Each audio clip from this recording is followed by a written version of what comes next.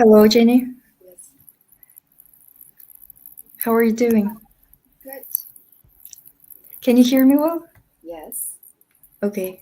I hope I hope everything is well with the video, with the sounds. So for now, we're going to be waiting for the participants for about 1 minute, and then we will immediately start with the introduction, and then of course with the presentation itself. So Mm-hmm. let us wait for about 1 minute Sure. while participants are joining. Do you put music over here? If you put One music. more time. Do you put music? Do you put music right now? Yes. Usually like welcoming people. I Of just use course. it when I organize online event. That's, I think, a nice approach to doing the webinars, and something maybe we should keep in mind for the next times. No For problem. this one, I did not prepare anything, but Okay. but Go I for it. kept it a bit more structural and more official. Sure, sure. So yeah, a lot of people are joining. Oh, I do see people actually commenting here from Facebook. So most probably like Dylan Guess, right? Yeah. So So now Dylan Guess, you can also hear me greeting from New York. Deal shot. Hello. So people see us good. yeah, people are waving highs, saying it's a nice idea to put the music the next time. Yes, yes. I hope you guys can see me too. Yes, hi. I do see your comments, so that's really good for interaction. Just keep writing in where you're calling from, where you're joining the video from. Yes. Are you from Bishkek, Almaty, Astana, Tashkent? So we do have from Central Asia, right? The representatives. Yes, we do have a lot of representatives from all the Central Asian countries and even beyond. So we're going to be happy seeing all the people in the comments. Yes, yes. Like for example, the first one, Dylan Guess. Hello. Where you are joining this call from? Dilshot, I want to know you too. Ainura Japarova. Hello. Thank you for your heart shape emoji. Yeah, Oh, thank you so much. Tajikistan. Horok. I know. I used to teach at the American University Central Asia, so I do have many Tajik students as well. Yes, I Jamal from Bishkek, but currently from Japan. Thank you for joining. Oh my Oh, gosh. joining from Japan as well. I Yes. didn't. Tell me what time I Jamal now in Japan is. Let's see. Let's see who is the most committed to this event. I'm like super chill because now in New York it's only about 10 a.m. So I'm really okay. Yes. Oh, it's kind of early. Right now in Bishkek, Kyrgyzstan, it's 8 p.m. Mm, Not a.m. So yeah. It's just about. Yes, Vahid from Afghanistan. Now we have so many Afghan friends actually who's now already based in Canada, America. We love you. At AUCA, I believe we have also still many Afghan students, right? Yes. Oh, thank you, okay. Ajamal. Thank you, Ajamal. It's already 11 p.m. in Japan. Look at us. People most dedicated. I think Ajamal definitely reward something. Yes. Let's see who is more dedicated than Ajamal. Who has a more even latest time? I don't know. Yes. So wonderful. Yes. All these Yeah. beautiful young our leaders from Central Asia. Now we see that not only here in the region, but also beyond the region, right? Hello, Ahmad. Hi. Ahmad Habib. From which country you are joining in? Let us know.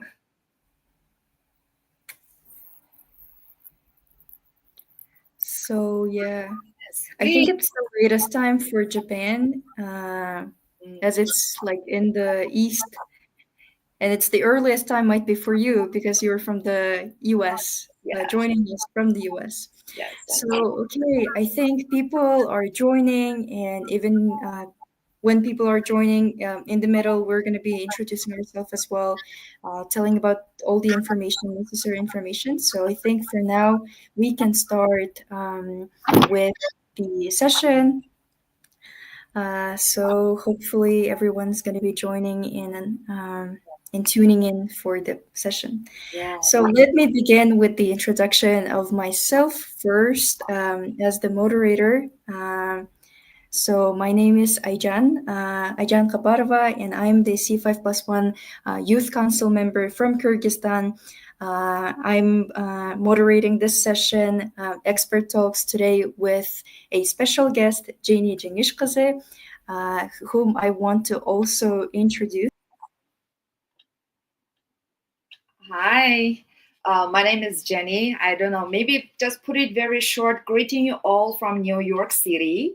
Like exactly 10 years ago, I studied at Columbia University in the city of New York, specialized in social entrepreneurship. But before that, actually, I was a graduate also from American University of Central Asia, from sociology department.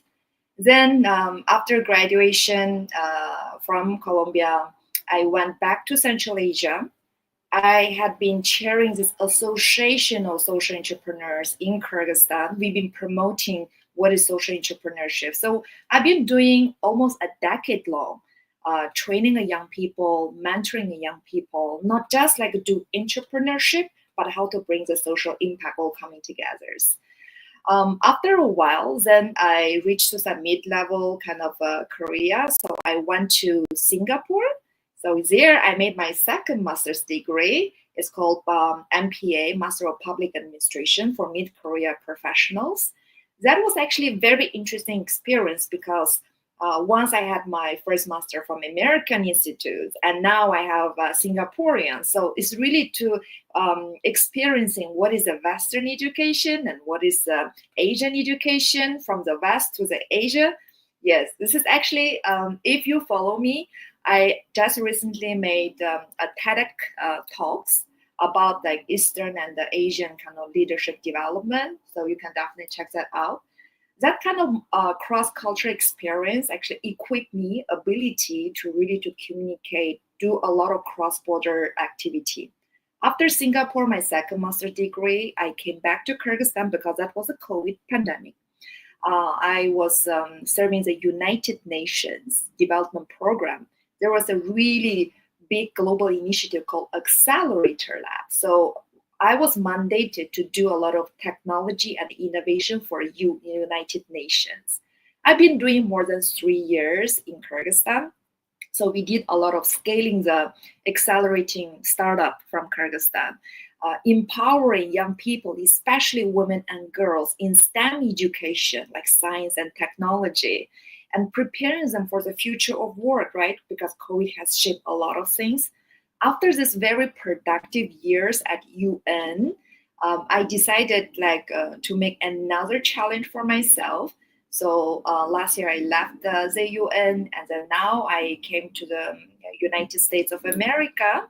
I'm right now stepping into the venture capital industry. What this venture capital means, it we usually invest in startups. And my specific focus is I want to empower to help more women-led startups to get more investment funding opportunities. That's a very long story, pretty short, guys. So I try my best with my professional work experience, cross-cultural life experience, and the experience I've been training, mentoring, and the teaching so many people. By the way, I taught at American University Central Asia as a professor, design thinking and innovation for one academic year. I have realized, I have seen more than 1,000 young people. They are doing innovation, they are doing startups. And I identify something, and I really want to thank C5+1 Youth Council for inviting me because I think that's a great platform for me to spread the information and the message to you from America, from the heart of the global innovation. What is going on right now in this fastly changing tech environment? And how young people should be better prepared for the future of work. So that's going to be the main purpose. We only have very short time. I was thinking how I should deliver. There will be a lot of technical thing. Like you guys, you can just go to YouTube, you can learn about. But I think very important is about the mindset issue. How to set your correct mindset in order to be compatible. competitive in this fast-changing digital world. So that's why I'm here. That's great. Going back to you, Aijan. Thank you so much for such a nice introduction about yourself, telling about the background and telling about your educational background, academic and professional background. So, just to mention some of the introduction from our side about you, very briefly, I just want to tell that Jenny Jenish Kyzy is a leader from Kyrgyzstan who leverages cross-cultural connections to foster meaningful collaborations. She is passionately committed to empowering women-led ventures that deliver bold innovations and transformative change. As a board member and former chair of the CAMCA Regional Network, she has advanced impactful partnerships across Central Asia, Mongolia, the Caucasus, and the United States in the fields of investment, education, and technology. So I would like, after such a nice presentation, introduction about you, I would like to ask everybody after watching this session to head over to the description of the video and share your thoughts by answering very two quick questions. So your feedback really helps us out. So thank you so much, Jenny, one more time. So to give people a bit more context about the program behind this session, let me tell about the C5+1 Youth Council. So in 2016, the US Embassy in the Kyrgyz Republic created a dynamic C5+1 Youth Council that brings together youth from Central Asia and Afghanistan with diverse backgrounds, leadership skills, and mindsets for positive change. Since October 2023, the Center for Civic Engagement of the American University of Central Asia has administered the C5+1 Youth Council program with a grant from the United States Department of State. The opinions, findings, and conclusions stated herein are those of the authors and do not necessarily reflect those of the United States Department of State. The goal of the project is to develop a regional network of civically engaged and English speaking youth leaders across Central Asia who work to advance C5+1 priorities. So, right now, before Jenny starts her talk, again, I would like to ask everybody after watching this session to head over to the description of the video and share your thoughts by answering very two quick questions. Your feedback really helps us out. Now, let me give the floor to the speaker, a very inspiring guest, to present her topic. So moving on, Jenny, please go ahead with your speech, and we are ready to hear from you. All right. Thank you, Aijan, so much. First, of course, I'm from the C5+1 Youth Council for inviting me. I already told, and so for such a kind of warm welcoming and introductions. Well, I have a very quite a short time. I said what I can send this kind of key message from the US, from the center of the world innovation to the young people. Right now, I already told you some of my kind of professional background. Yes, I admit I did not study IT. I'm not coming from the computer science backgrounds. I was in a more social science. Nevertheless, now the world has been changing so fast. I mean, we like it, we don't like it. We studied IT, we don't study IT. Every single day, we are surrounded by data, by digital. We are already exposed to this kind of very kind of IT and the tech-driven world. I know there are so many experts telling you, hey, do this, how to become more productive, use this AI tools, like how to do get this kind of free courses. But I think I'm not going to do that. I already told mindset play the most important things. So before you have really put your correct mindset, how to be more compatible, then all the rest will follow through. So I really kindly ask for you, please pay your full attention because this is gonna be such a mindful talk with you guys. I personally prefer person-to-person interactions, but also thanks to technology, now we are able to connect globally. But I do see your comments here. Keep writing, keep commenting, keep giving the questions so that I know how it's really reaching to you. And I look forward to our Q&A sessions. Okay. Power of growth mindset. I think this is the most important mindset I have seen so far. We can go next, please. I have this kind of very kind of bold question. What is the number one skill, the top number one skill for human survival? Okay, you can write in the comment. I definitely can see it. Next item. So let me take you just from a very kind of brief visual picture, right? So starting from the Stone Ages, then especially like coming to, let's say, Central Asia, we have a nomad culture from Kyrgyzstan, let's say, right? Nomadic nation. I cannot comment too much on other Central Asian countries, but as a Kyrgyz myself, I'm ethnic Kyrgyz. Kyrgyz nation, we have more than 3,000 years of history. For such a long living nation, what make us survive till nowadays? We are not disappeared from this planet, our nomad culture. And what happened? Later, yes, we have a gigantic political change. Kyrgyzstan, Kazakhstan, Uzbekistan, then all this country, we once were a part of the Soviet Union. This political economy, then all of a sudden it collapsed. Nobody knows what's gonna happen tomorrow. So we have a lot of bankruptcy. We have a family get into the poor situation, especially the women here. They want to Dordoy Bazar. They want to do this kind of tradings to keep their family alive. So this is like kind of Dordoy economy, like post-Soviet Union, right?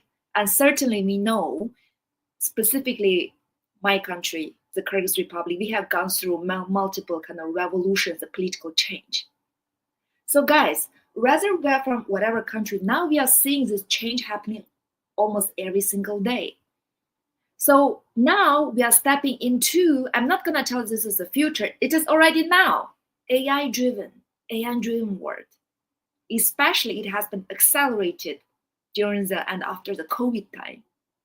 Guys, look through our 1,000 years of history, our 100,000 years of humanity. What is the most important skill make us survive till nowadays? What is that? Wow, I see it. Thank you. That's a beautiful part. People say negotiation, okay? Critical thinking, adaptability, communication, flexibility, problem solving, adaptation, adaptability. You are very smart people. That's why you came from this C5+1 Youth Council. Thank you. And we look through all that. The question is it because we are the strongest species? No, we were not the strongest species. They were much more stronger animals than we are, but we survive. Were we the fastest being? No, we were not the fastest. We moved from one place to another place, migrated, and we survive. And we ask like, oh, because we are the smartest people, we are smartest being. Are we? Right now, guys, we have artificial intelligence. The speed of AI, how it has been developing, and the very soon potential artificial intelligence, it is already outsmarting human being, okay? So AI is becoming much, much smarter than human being. But we are surviving. So what is that skill is really drive us? We are the smartest. Dilshot just wrote about it. I just saw. No, soon we are no longer become the smartest. Remember, we're gonna have like a living with the AI. So coming next, I want to, before revealing this question, I really want to address of the nomad philosophy. This is something being a Kyrgyz I'm feeling very much kind of proud of. Now we also heard in the 21st century digital nomad, right? Nomad is, if you look at this Asian wisdom, what our ancestors have taught us through the 1,000 years of life experience, nomad has a couple of kind of characteristics. Number one, nomad people, we change because environments change, right? So we follow environment. Summertime is here, then it's getting cold. Now we're moving to another place. We respect the nature. We follow the nature. Environment changes. Human being change. So change it is something constantly happening, okay? Second, I think nomad people, we are prepared for the unknown futures. Yes, futures is becoming unpredictable, guys. I used to be the person, my minimum plan was 5 years plans, you know? But right now after the COVID time, I don't even know what's gonna happen next month. Is it right? If you feel it right, comment on that. We even don't know what's gonna happen tomorrow. So that we are living in such an unpredictable world and the future, and our ancestors told us the same. Yes, I know future is not predictable. We don't know it, but we still keep on going. We are prepared for the unknown future. And I think the nomad philosophy, nomad people, they also have another characteristic. We are such a risk takers. We know there are risks, but we are going to do it anyway. We are kind of risk takers. And we are having the risk. Someone also writing in the comments. We know we have a good capability to solve the problems. Risks are problems. We have see the risk, we just solve it. We see the risk, we just solve it. That's it. And keep on going. I don't know what other more problems will be upcoming, but I know I'm gonna solve it. Yes. So this kind of nomad philosophy, I really feel like becoming more and more resonate in the 21st century, the digital world. That's why the people talking about digital nomadism, for example, is getting very popular. So we need to be proud of our ancestors, what they have left this kind of cultural heritage, the wisdom for us, and continue thriving. Next, please. So the answer is yes, adaptability. Yes, I see many people like in the comment, you have already written this one. Awesome, bravo. I would not say like, oh, critical thinking, problem solving, they are all a part of kind of adaptability. Remember this, human being, we are not the strongest species of this planet. We are not the fastest. We are not the most intelligent or smartest. AI is outsmarting human being. But we are the most adaptable being. This adaptability keep us survive. I really hope you can remember about this one. Next, please. Then come up with another big question, like guys. When you are seeing a lot of AI driven, now you see, look at this picture on the screen. This is a real human being, and this is an AI generated virtual being. More and more, it's going to be very hard for us to differentiate what is real from what is virtual. And we call this hyper reality. We are going to have this hyper reality very soon in this world.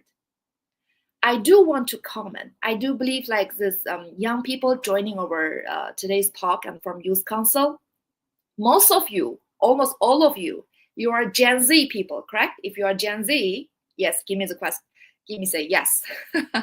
I'm not Gen Z. I'm much older than you guys. What differentiates us? We, our older generation, is digital migrants. So when I was young, I did not have many kind of digital devices. I did not need to learn some kind of digital skills. So we actually adopted digital transformation in our later period of time.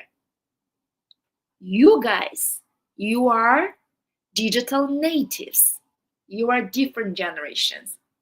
I tell you what, 2 years ago, I was in Korea, Seoul. I was invited as one of this speaker. There's one neuroscience professor. He talked about this. He said at the beginning 10 years, the ages of the human being experience is very important in shaping the people's identity. The brain, how you shape your brain, your identity, and so on. So for digital migrants, we had a different experience, okay? So we used to have our playground time. We used to do a lot of outdoor activities. We do human-to-human interaction much more often than what you're doing right now. And the digital native generation, you are different. Since the time you were born, since you were still in the kindergarten, you are already in the screen. You have been surrounded by the digital environment. So the way your brain is shaped differently from our brains. Can you imagine? So this professor, this Korean professor said, this Gen Z people and to forward the generation Alpha, generation Beta, You are a new type of human species. Sorry, and we don't have the name for it. We are not homo fin. Can you imagine? That was a mind blooming for me. That's why actually I do want to learn more from you guys, the digital native generation, because your way of using what human being is making human might be very different from my generation, how I'm seeing it. But based on what we have already been interacting with the young people, I do want to come up with a couple of points. Some quiet people say, I also see in the chat, right? Because of emotions, yes, feeling, this make us different. Guys, animals, they also have emotions. Animals, they also have feelings. There are some animals even have a higher emotion and the feeling and the senses than human beings. Okay? Right. So who else can make a guess? They said, oh, because of intelligence, right? Yes, but remember, I keep constantly bringing artificial intelligence here because it's almost like a new being. Artificial intelligence, they are much more smarter than us. They are much more intelligent than us. So what else makes us different? Intuition. I agree with you. Thank you. This is kind of the thing, the ability to dream. Look at this kind of comments. I love it. Thank you. Forming a deep connection, someone writing in this contact. Mercy, humanity. Yes. Relationship, self-awareness. Thank you, guys. Emotion and empathy, someone mentioned about that. What makes human a human? I don't like just very bold comparisons that, oh, human versus AI, human versus AI. No, stop doing that. We have something that is uniquely belong to human nature, and we need to treasure it. I mean, continue doing on it. Yes. And by next slide, please. When I see the differences comparing the human being with the animal being, or comparing the human intelligence with artificial intelligence, I have realized certain pattern. Human being, the way how we learn, the way how we grow is we first experience it, right? We experience, this is different from AI. AI does not have experience. AI does not have their subjective experience. The experience of AI comes from data. So they come from basically the experience of someone else. So human being, we have a subjective experience. This is what makes us different. Then we experience that. We do self-reflection. Imagine that. This differentiates human being from animal beings because we do self-reflection and we make it into the conscious learning. In this animal world, yeah, they also experience, they have emotions, they have reactions, but not much about the conscious learning or not much about the self-reflection. It is something make us unique about that. After we make a reflection, we put our reflection, what we have learned, what we should do, what we should not do, what is working, what is not working. We put it into our conscious learning, and we learn that to do what? We have a drive to action. Why it is important? Artificial intelligence, they do not have a motivation. They do not have an internal drive to make some actions, but human beings have it. That's actually what some of you have already commented in the comment. The ability to dream about, the ability to feel passionate. I want to drive. I have these motivations. I want to do something. Awesome. Thank you, guys. I think this is a really brilliant cohort of the young people like joining this hour today. Thanks for your comments. I'm looking at it. Creativity, imagination. By the way, there's an interesting argument. Is human more creative than artificial intelligence? You say yes or no? Human is more creative or artificial intelligence is more creative? When it comes to creativity, we might be also falling behind. Look at the mind journey, right? Look at all those kind of future predictions. It seems like AI is doing much more. Of course, we also have ability to dream. We also have ability to imagine. So there are so many things that are going on, but I do want to here to highlight, look at this loop. This is the usually human processing. We experience subjective experience. But here, what AI does is they have a very objective programmed experience, okay? So those programmed experience came from the data. And we do self-reflection. This is very important for innovation and creativity. I used to teach design thinking and innovation at AUCA, at the university. One of the actually very top skill, I talked to so many creative professionals, designers, fashionists, musicians, and scientists. How you keep yourself to be creative? They told me, first, yes, you need to experience different things. Like when you see more, you have more ideas. When you talk to more people, you have more experience. Then they told me they do self-reflection. This is what exactly I do. So when I see some kind of creative or something I really like, I ask myself why I like it. What is good about that? What I can learn from this? So this is a very powerful self-reflection, which animal being doesn't have, but human being have. And for now, AI, what's doing? AI cannot do self-reflection, but AI is doing pattern recognition. So based on all this evidence and the data, they are doing a pattern. What is the pattern? What is the pattern? Let me come up with a trends. Let me come up with a trend and give you the output. And we also do conscious learning. For now, this is a big argument because some people, scientists said AI will have a conscious mind. Actually, it's really freaking out people. But it is still not there yet. But for now, this is what makes human unique. We have a conscious mind. We're consciously learning. We know why we are learning and how we are learning and what we want to learn. And the last but not the least, I told you, different from animal, different from the artificial intelligence, human being, we have this drive. We have this drive because we believe in it. We have a passion. We have a dream. We want to do something. We constantly say, like, give me the motivation. I need a motivation to drive to do something. Sometimes even people know what to do, but they don't do it in action. That's why this is what we make us really. We are driving to the drive to the actions. Next slide, please. This is a very interesting picture I want to showcase to you young people. Consciousness. I keep seeing here what humans are different. You mentioned a lot of self-awareness, conscious mind. Bravo, you got it. For now, this is something make us very unique.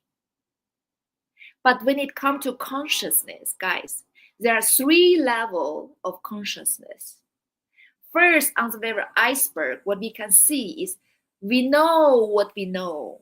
We know what we know. Yes? So you know the science, you know your work, you know your relationship. At a deeper level, under the water, we know what we do not know. For example, right now, we know artificial intelligence is driving a lot of changes which we do not know. We know everywhere, every our life will be digital life, but how we do not know. But the deepest level is we do not know what we do not know. This is scary part. Really deep down to the ocean of the sea of our conscious mind. We don't know what we don't know. Think about it. Think about it, how what you know, what you don't know, and what you don't know, what you don't know. It sounds like a very kind of interesting, but this is something we need to be very mindful, self-aware. Most of the time, we are good at doing the first and the second level, but we are not good at doing the very deep down level. Next slide, please. So what this calls us, my dear? When something under the water, something deep inside of our consciousness, something we do not know, there's a human nature. Fear appeared. We are afraid of. Agree? We are afraid of. We are afraid of what this future is taking us. We are afraid of what this artificial is taking us. We are afraid of what kind of job, what kind of future work. Now, guys, most of you, maybe you are still studying at the university. Job has been changed so much. Mostly, there's a one statistic saying, after 15 years, now we are 2025. No, yes, almost after 15 years. By 2040, all this job existing on our labor market will not be recognizable. Can you imagine? All the job your parents used to tell you, hey, be a lawyer, be an accountant, be an IT guy, be a software engineer, they are not going to exist after 15 years. They're going to be totally different kind of works. We don't know what we don't know. This drives us afraid. I'm really afraid of. I know you are afraid of. So when people have a fear, there are usually two kind of mechanisms activated. One is defense activism, defense mechanism. It usually is reflected in a fixed mindset. What does this mean? For example, artificial intelligence. Oh gosh, when ChatGPT just appeared, remember, just symbolically a couple of years ago, could you imagine before 2020, there will be ChatGPT? Could you imagine just before a couple of years ago, you will be so integrated with your AI? No, we would know. We did not know. That's why there's some countries that are so afraid of this technology change. They put in a very fixed mindset with a defense mechanism. Said, listen, let's don't do it. Let's stop. Let's make a pause, make a break. Let's make more regulations. Let's make more law. And this kind of fixed mindset, I'm not saying it's good or bad. I'm just describing you a different kind of mindset. For example, European Union countries, with deep respect for very high standard of the moral standard, value, the policy regulation. But we see EU is falling behind the AI game. EU is falling behind because some people make a joke, they're so busy with making regulations. They're afraid of doing that. Oh, make a stop, please. Remember in the USA, it's the same. There are some politicians or some policymakers, they said the same. AI, ChatGPT has been so fast. Let's stop, take a break. We cannot catch up. It's a fixed mindset. Or even some countries, when technology or even political change happen, what they did? First, shut the internet, and they shut the border. Fixed mindset. This kind of defense mechanism is called really kind of fixed mindset. But there's another type of the reaction towards the fear is taking more proactive approach. Proactive approach, it means like, hey, I know I'm a fear. I know what I don't know. So let me explore. Let me learn more. What else I need to learn? Remember our nomad philosophy. I don't know what's going to happen across the mountains, but I go anyway. I don't know what the weather and climate is going to be, but I go anyway. Let's just go explore. Because if we just stayed in the same place, if we close the door, close the border, shut the internet, we're always going to see there. It seems like you are safe for a very short period of time, but in the long term, guys, you're falling so much behind. The world has been changing. Remember nomad philosophy? Change is something constantly happen on every single day. So for people who are proactively, I know my fear, but I continue exploring. I know there are risks. I'm ready to solve the problem. I know there will be challenges, but I also see the opportunities. This kind of people with a proactive approach towards this unknown consciousness and towards a fear, we call it growth mindset people. Next slide, please. Growth mindset, if I put it very short, it is the people who truly believe. This is like religiously believe. Change constantly happen, and you embrace the unknown futures. Pay attention here. I made futures as a multiple terms. There are not going to be one single scenario of the future. There will be multiple futures possible happening to us. We need to be ready for the multiple future scenarios. So embrace your unknown futures. And when we see the challenge, we see it not as a threat, but we see it as an opportunity. Yes, AI is shifting. For example, in a human resource recruitment, right? It is a challenge, but that's also the opportunity. How we can make the challenge into the opportunity. This is only growth mindset people do. And I want to bring a very important another concept. It's called better, being a better. It's better than being the best. Repeat it. Being better is better than being the best. What do I mean?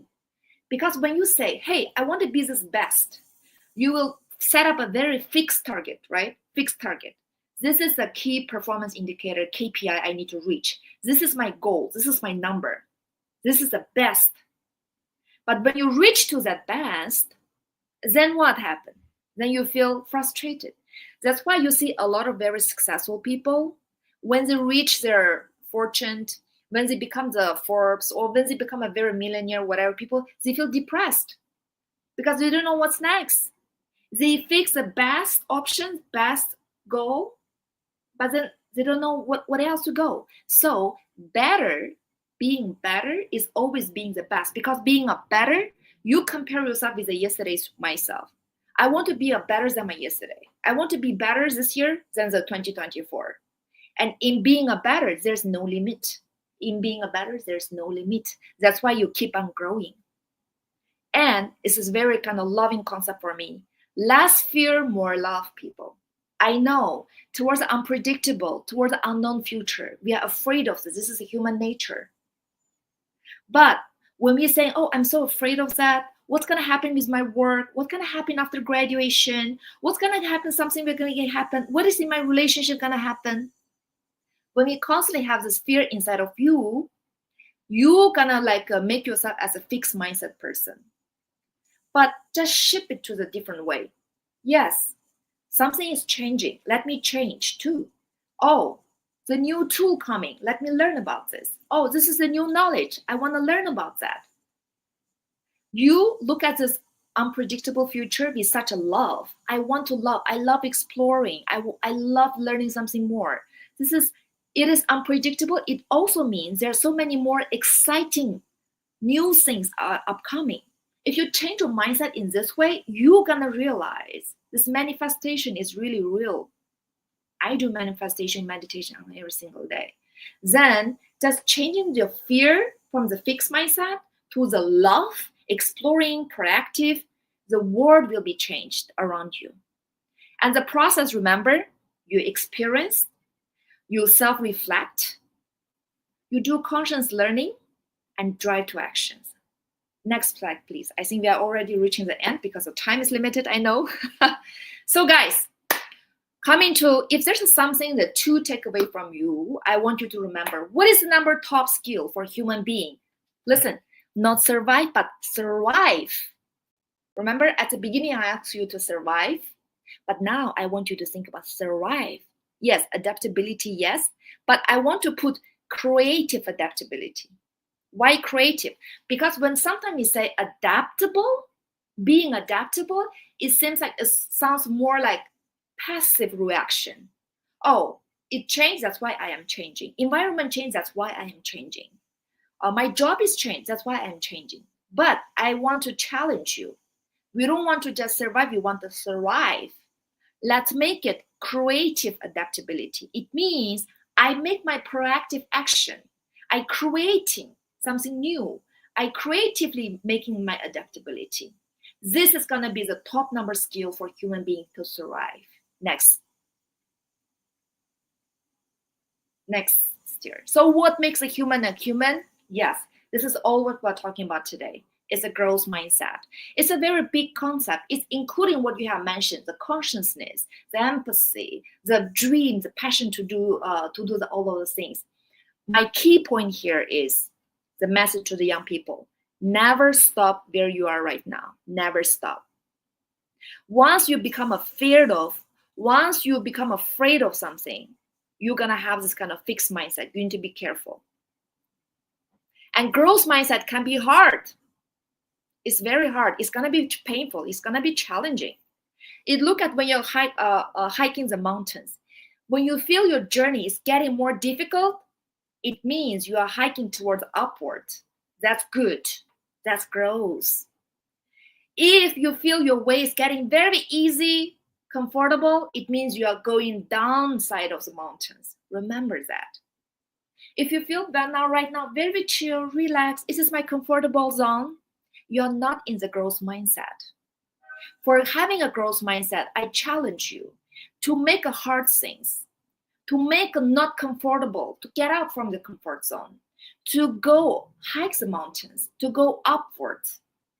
And this is actually the muscle. It's like you're doing the workout, the training. The more you train your muscle, your mental muscle, the more you become stronger, powerful, and more resilient. Next. So guys, if this is something, I know I talk about the mindset, it is a very abstract topic, abstract concept, as I mentioned. If you're expecting something very technical things, there are a lot of things on YouTube available. You can go to learn different kind of skills, different kind of tools. But I told you, mindset is so important. Why mindset is important? It is important for you to get your professional growth and also your personal growth. Coming back, I don't want to distract the people with this take-home work. Coming back, please. Previous slide. Growth mindset also is helpful for your dating relationship, for your personal relationship, for your friendship, for your future marriage. Tell you what, for example, I have a really good example of my friend in Kazakhstan. He's running one of the biggest IT company. And unfortunately, in the technology world, majority they are guys, right? And we are facing a lot of kind of high divorce rates. But this, my friend, he's a CEO. He told me, Jenny, you know what? I'm very proud. I don't have any single divorce rate in my IT company. They have 100 people working. I said, what's the secret? They said, every year, company will use their profit to reinvest in their employees' families, their spouse, their couples. So they will invite their wives, their husband, come over to the corporate events. They will provide them the finance and the funding to learn something new. Because people working in the technology, they constantly change. Every single day, they got a lot of information, a lot of changing. So when your partner, they don't change. When your partners, they don't learn. When your partner stays the same. When your partner become a fixed mindset and your growth mindset, your relationship is not gonna maintain long time. I think that's such a genius, smart policy, corporate policy. I wish every company can adopt this. I'm just using my real example to tell you guys, whether you are in building a friendship, in your personal relationship, or in the future, whatever, having a partner who shares a growth mindset is critically important for you guys as well. That's why be surrounded with people who have a growth mindset. Train your mental muscle to be a growth mindset. Do the hard things. Challenge yourself. I'm going to make sure tomorrow you are going to be a better version than you are today now. So take home example. Last slide. Thank you. So something you want to do it very practical. I hope you can screenshot it or to write it down. First, what is the one area I want to master? Think for yourself, what is the one area? It can be your professional goal. It can be your personal goal. It can be your physical goal. Maybe sometimes I do the workout also. If you want to bring or you use a physicality, any kind of goal, first, your blueprint. What kind of visualization you want to see yourself? And second, remember the human beings learning. You need to experience it.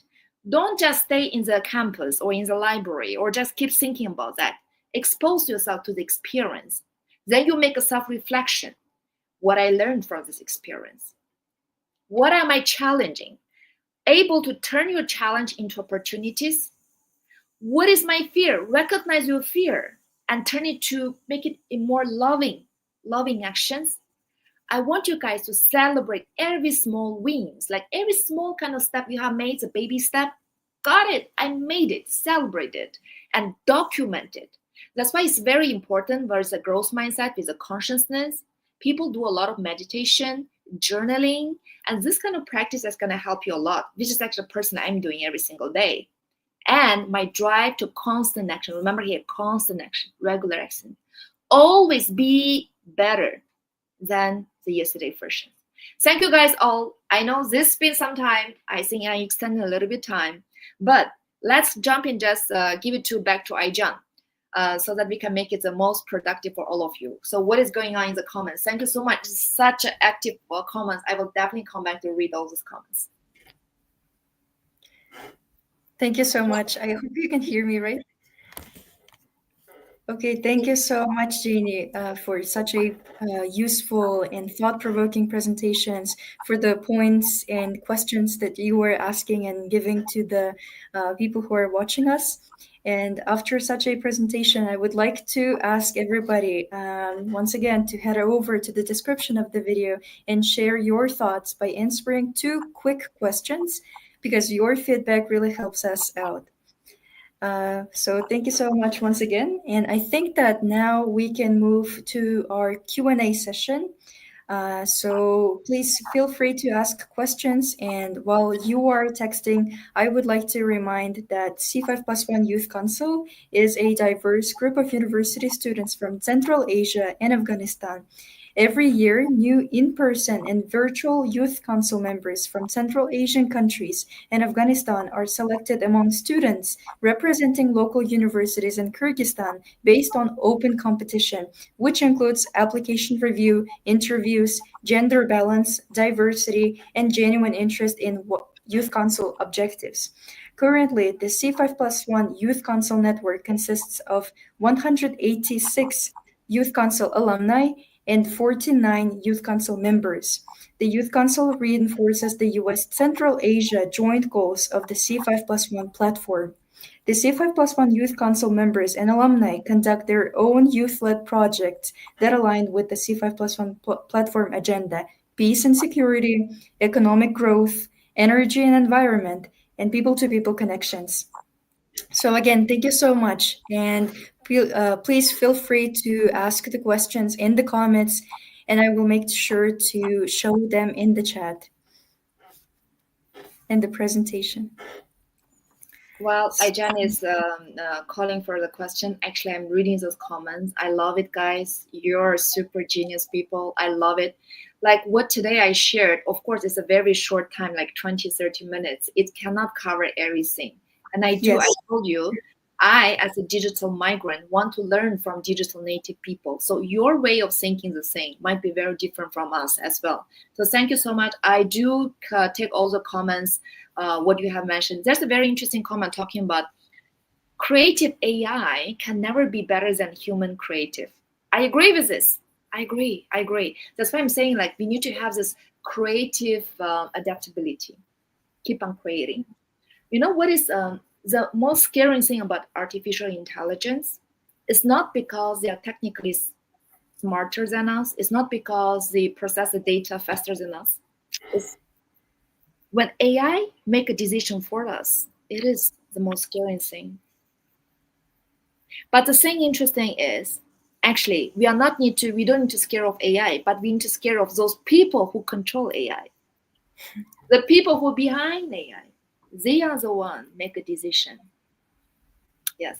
So I agree with you. So we need to be careful. That's why I do encourage.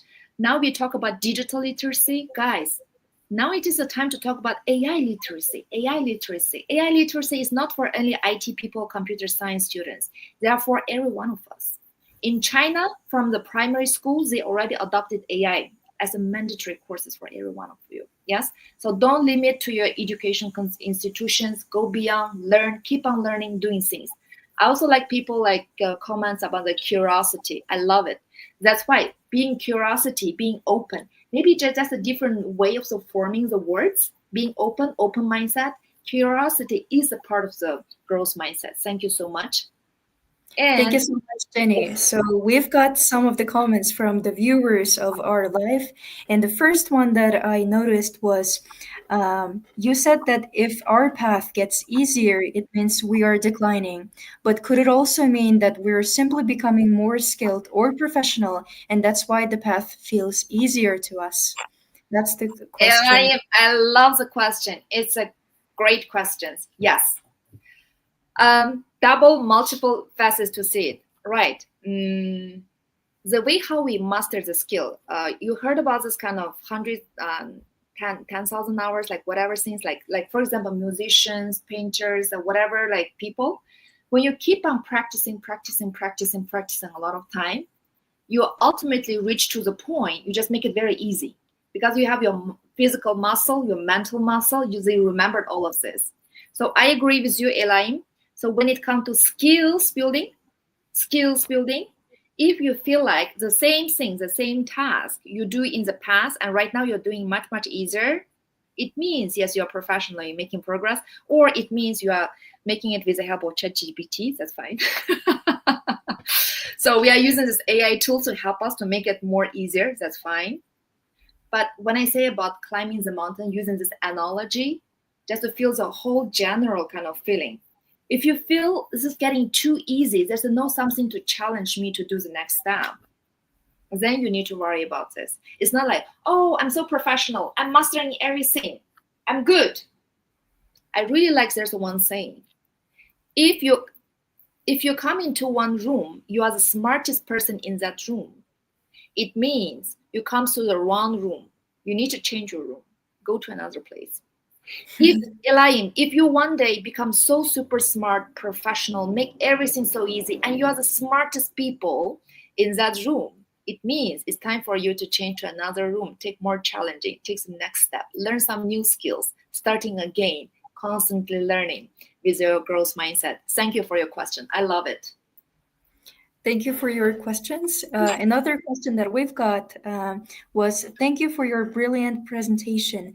How can we reprogram our subconscious mind to adapt to the rapidly evolving tech era? Overall, how can we control our subconscious mind? Dilanges, I think that's a very deep question. You go down deep, deep, deep, deep under the iceberg, under this ocean. I love it. I love deep thinkers. Subconscious minds is so difficult because this is something starting from your early childhood time even, right? So the family you were born into, the school you used to went to, the social community you are interacting with, they actually all have already somehow a way program your mind. Sometimes we are not even aware of it, right? We say, oh, the way this is how I speak, how I behave, everybody should behave and speak the same way. But it is actually programmed by you. But how we can reprogram, this is such a deep question. I think that deserves another an hour talk. Reprogramming, I think first step, Dilanges, be self-aware. The fact that you become aware something is needed to be exempt, something need to go even deeper, something you need to change, bravo. That's the moment you're already starting reprogramming. Having the self-awareness is the first ever step toward any kind of change you're becoming. If a person is not self-aware, then nothing gonna be changed because they continue doing the same thing with a fixed mindset. So being self-aware. A typical technical question, guys, I really encourage you to do. Make some meditation. Meditation, the word is so busy. I know you guys busy. You're busy with work. I'm busy with my work. But just spare like 10, 15 minutes for you to simply be yourself. Remove all the digital voices, noises, just to think about yourself, focus on yourself. This meditation can help you be more self-aware. And I have another daily habit. I journal. Every morning you journal what you think about, how you feel about. You write it down, your cognition, your emotions, and whatever things happening to you. Being the self-aware, it is the beginning of the doing reprogramming. And to fully answer your question, we need another talk about that. Thank you. Thank you so much. So we've got other comments saying, thank you so much. Thank you very much, expressing their gratitudes. So I think I have to pull them out to the live as well. And Thank so you, Ryan. another question that we've got from Delanges again was, are AI and social media subconsciously shaping our thoughts and behaviors? If so, how can we take control? Taking control. You see, that's why I'm saying, remember what I said, the most scary side said about AI and this old technology is when technologies start make decision for us. That's the most scary. That's why as a human being, we always wanting to take this autonomy of controlling, not controlling, let's say making decision, because you cannot control everything. Things always change, right? Making a decision for yourself, making a decision to change. This autonomy should be. Okay, AI social media is very broad. Let's talk about starting from very easy, social media. Let's say, like, I know nowadays youngsters, you guys, you are on TikTok, Instagram, right? And I talk to some adolescents, some younger guys, they have anxiety. It's like, oh, everybody has such a beautiful life. People only post their beautiful life on Instagram. They will never post their challenging life on the Instagram, for example, right? And then you start comparing yourself, and then you start feeling kind of anxious. I should have doing this. I should have traveled to that places. I should have owned this and that. So simple like that. Shut off your Instagram. Can you do? So periodically, I do digital detoxing. There's a very good book. Could you please write it down in the comment also? The good book recommended by Jenny is called Deep Work. Deep Work. Take a look about that. It tells you like how to be more self-conscious. So sometimes when periodically getting disconnected, give yourself a little bit of break. You fully focus on what is really important for you. This gonna help you to be more focused, more productive, and to grow like even much faster than distracting. I agree with you. Nowadays, one of the most precious thing is our attention. Our attention gets too much distracted about that. If AI is shaping our thoughts and behaviors, that's why I really calling you guys. We are talking about AI literacy. I wish to see more people joining software engineering, joining AI industry. We need especially women, a shout to women and girls. Join those AIs, this future economy, future digital industry. Because women are so much underrepresented.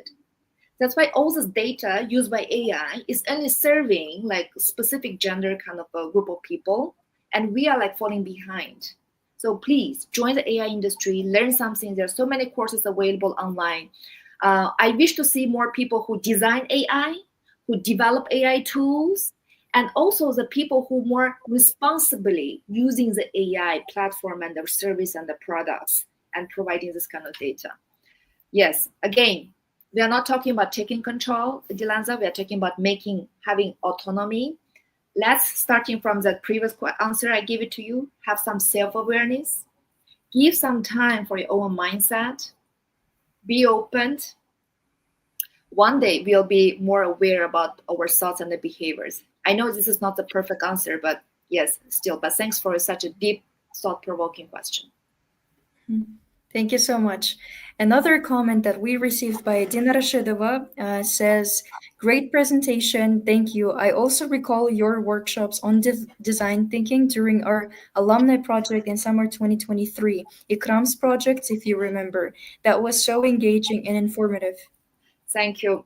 I'm a practitioner of design thinking and innovation. It is part of the way design thinking is talking to you how to create some idea and how to implement it. I believe, Adina, yes, you are one of my kind of participants. Thank you so much. I have a whole courses. I used to teach this course at AUCA for 4 semesters, for 4 months of 1 semester.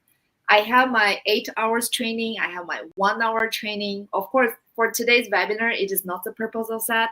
But if there are guys, you are more kind of interested in it, I'm thinking to how to deliver, share my kind of expertise in design thinking in the sooner future. So just follow me. I'm very open on social media. Follow me on my LinkedIn. I'm very active on Facebook.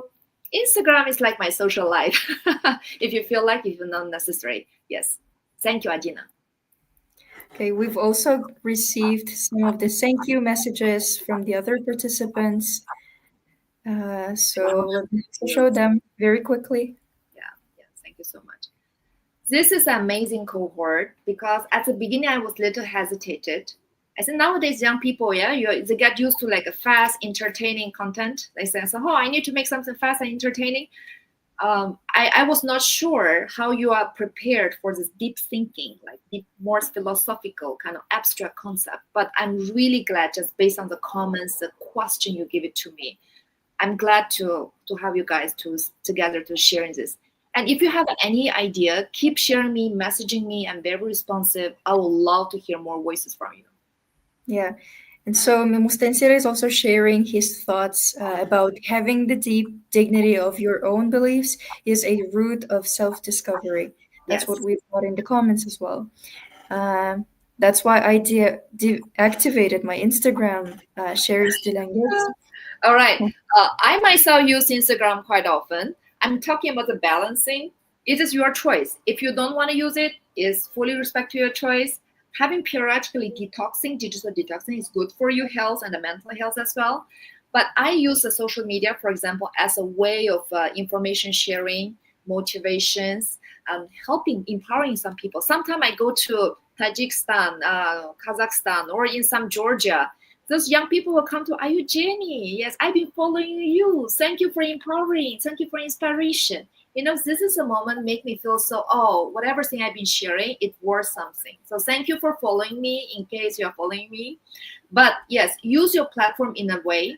So it's like talking about money. Money is good or bad. AI is good or bad. Doesn't matter. It depends on the purpose, how you want to use it. Yes. Same with social media. Yeah, thank you so much for being active. So another question we've got by Erkaim is, what do you think is the biggest mistake people make when using AI for learning and development? I love I'll questions. start with the question. What is the biggest mistake? There's another fear and another problem we are seeing in AI is AI is increasing more biased misinformation and stereotypical information. Yes, this is, I think, the biggest mistake. For example, when you use AI tools, or when you use it for learning, you always need to double check. That's why you need your human's critical thinking. Everything provided by AI does not 100% guarantee the information is accurate, does not 100% it represents the opinion of different people. So that's why keep on your critical thinking, Erkaim, constantly examining from this AI tool to another AI tool to justify whether information is true or right. Make sure all the information data you're putting in Chat GPT and AI tools, they are using your data to generate more. So if this a person is very biased, if the person is very kind of radicalist, let's say, he will be generating more content like that, right? It's the same on social media. If you follow those very radical opinion people, you'll keep on having this more radical kind of content. That's why the world is becoming more polarized. This is a very kind of big mistake we are using with the AI. So as always, Erkaim, with a growth mindset, we want to be open to explore different perspectives, different opinions, to use critical thinking to justify all of this. And be careful what kind of AI tool you want to use for your learning and development. Thank you. Irkaim actually comment from YouTube, so I'm glad we have a Facebook, YouTube coming out the comments. I don't know, we can't hear you, I think. Oh, thank you so much. So we've got different platforms from which we received the comments. So thank you so much for our viewers for being so active. And I think so far these are all the questions that we received. And if you want to follow up with your own questions, please follow Jenny Jenish Kyzy on LinkedIn and Instagram to kind of keep on with following her. So I would like to proceed by reminding that today's speaker was Jenny Jenish Kyzy, a leader from Kyrgyzstan who leverages cross-cultural connections to foster meaningful collaborations. She is passionately committed to empowering women-led ventures that deliver bold innovations and transformative change. As a board member and former chair of the CAMCA Regional Network, she has advanced impactful partnerships across Central Asia, Mongolia, the Caucasus, and the United States in the fields of investment, education, and technology. So, Jenny, as we come to the end of our session today, is there any last piece of advice or maybe recommendations you'd like to share with our viewers? Thank you, Aijan, for this fascinating facilitating. I know behind you there also the whole team working on that, like Ademi and the other team members. Thank you. Especially thanks for this young people. Like I told you already, it is very deep thinking, deep thought-provoking questions. I love this engagement very much. I wish to share more my expertise, my insight with you and so on. Just you can follow me on social media, fine. Talking about this appreciation for C5+1 initiative. I was last year in C5+1 Business Council, actually. So, of course, we are talking about regional collaboration. It is also a big commitment for me. Right now, I'm on the board of CAMCA Regional Network. It's called Central Asia, Mongolia, Afghanistan, and Caucasus. If you go to camcanetwork.com, so you will see about 300 professionals like me from 10 countries. we all wanted to promote the regional connectivity. And young people, youth council, you are the key driver. You are our futures. I know the world has been changed so much. We need to learn more from you. So please coming together. And I do believe using the digital technology, this is the best and the fastest way for us to facilitate regional collaboration. Because we are a landlocked country, we have border issue, we have a culture differences. But guess what? What today we talk about? Have this open growth mindset, then we can open the mental borders among us. And then we be more open and together learning from each other's. That's going to be really stimulate the real regional collaboration. When I come to the United States, I don't really present myself as I'm from Kyrgyzstan. I just say I'm from Central Asia. First of all, well, not many American people know where Kyrgyzstan, Kazakhstan is. But on the other hand, I want to represent as a region because I know when countries come together, we as a region come together, we are much more powerful. And I have amazing friends, professionals, and the kind of partners across all Central Asia, Afghanistan, Mongolia, and the Caucasus. So we are driving towards something, and you guys, you are our hopes. So thank you so much for the initiative of C5+1 Youth Council. We look forward to stay connecting with you. Thank you so much, Jenny, for empowering even us and for providing such encouraging words for all of our viewers. And final also for the engaging and interesting presentation filled with lots of energy by yours. So, concluding this session, I would like to ask everybody to head over to the description of the video and share your thoughts by answering two quick questions. It's going to be very fast, so your feedback really helps us out once again. So, also make sure to follow our social media pages on Facebook, Youth Council C5+1, and Instagram, Youth Council _CA, and also on Telegram as well as YouTube.